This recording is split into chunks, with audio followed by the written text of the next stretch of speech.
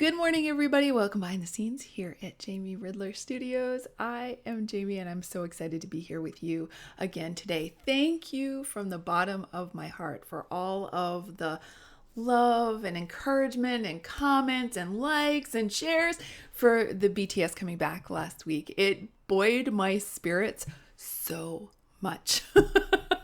In fact, I was immediately thinking about what to talk about next. Well, first, let's say hi to Scout, who is really loving the new studio and is my constant companion, often sitting behind me on my seat, especially for classes. He's been there a lot for Journal Club and sometimes for Mindful Mondays too. It's awesome. So I wanted to talk to you about something specific today, which is a kind of magical question that we creatives can have in our toolkit, and one that's particularly useful right now, but one that it's also really helpful to learn how to use because it can kind of twist and be used against you if you're not a little discerning. And that is the magical question of what if. Now, what if usually feels like this to me. That would be my body gesture for what if. Like, what if I did this? What if we did that?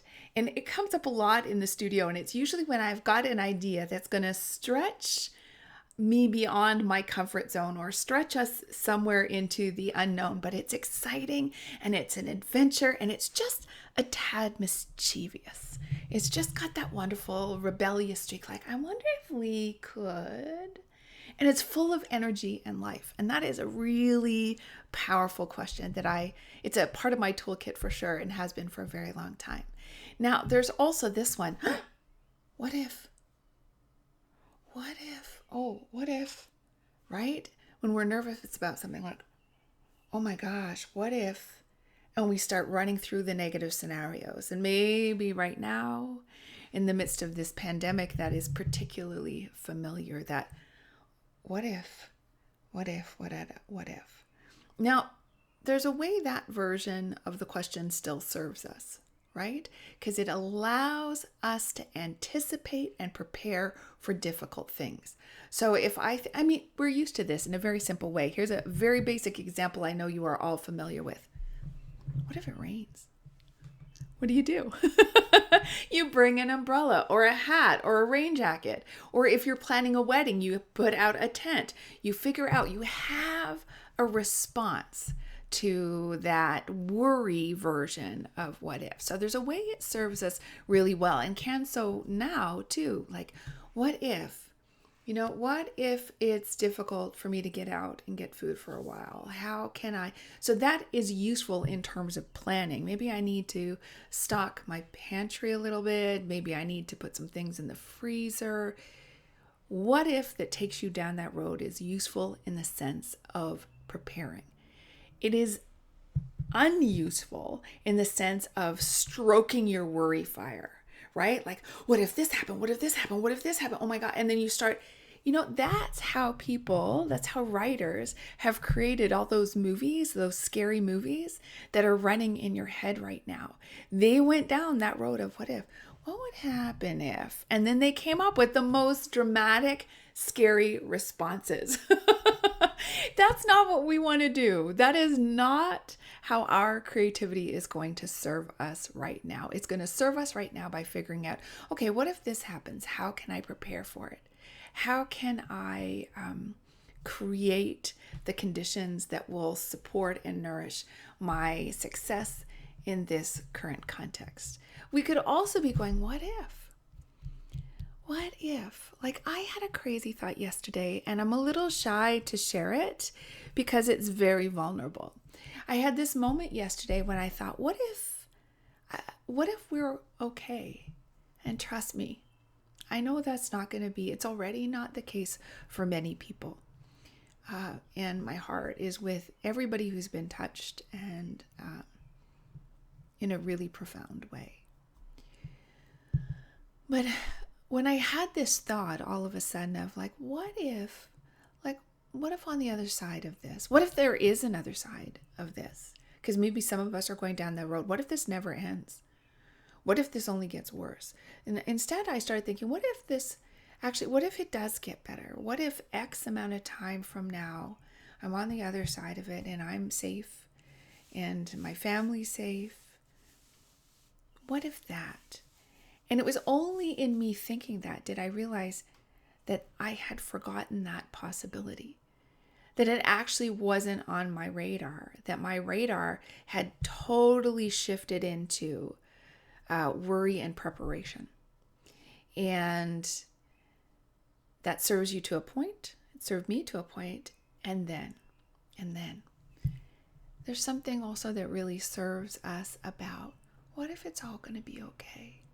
I mean, my body told me that that was a thought worth thinking, because suddenly I was a little, it's like just a bit of that stress drained out of me. Like if it was sand in my body, it just sort of sunk to the bottom a little bit, and it made me feel less heavy. It made me feel less tight. It opened me up to a possibility. The thing is, we don't know what's going to happen in the future, and the truth is we never know. So we can prepare for it, but let's also hope for it. And let's also be a part of creating and building it. So amidst this chaos, amidst this crisis, no matter where we are, a good question we can also ask ourselves is, who do I want to be in this context? Who do I want to be? When I'm in a situation I've never been in, maybe all the things about me, all the things that have served me before, all my habits also get a little shaken up. And I get to ask myself, who do I want to be? And if I follow that question, what if we're all okay at the end? What does that mean about who I want to be right now? And what if we're not? What does that mean about who I want to be right now? And so these questions are taking us deep, and deep is sometimes dark. But there's a way that is a preparation. There is a way that asks us to look into how we want to show up, who we want to be, what we want to contribute, and what from here do we want to be a part of building. I'm so moved right now by everybody who's trying to build something good, whether it's in the context of their home, whether it's in the context of their neighborhood, in the world, in combating this disease. Thank you to every single person who's showing up. Something good in their own hearts and their own bodies. Like, we are allowed to be exactly where we are. And if your capacity is to take care of this, then do that. And fill your well and grow your capacity, grow your resilience.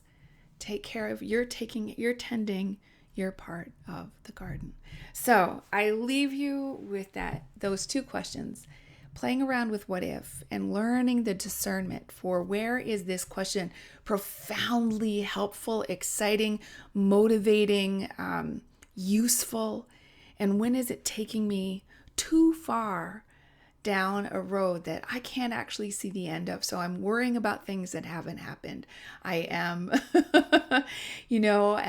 ignoring what's here now because I've got too wrapped up in what's there then. And then also, who do I want to be in this situation? You have some agency around that. Every day you make choices, and every new situation gives you an opportunity to renew who you are and how you want to be.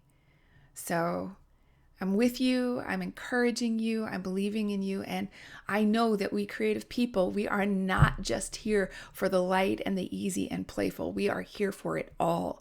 We can show up, we are strong, we are resilient, we have something to offer to ourselves, to each other, and to the world. And I am so in love with your spirit. Take good care of you this week. Ponder those questions, and I'll see you behind the scenes next week. Bye.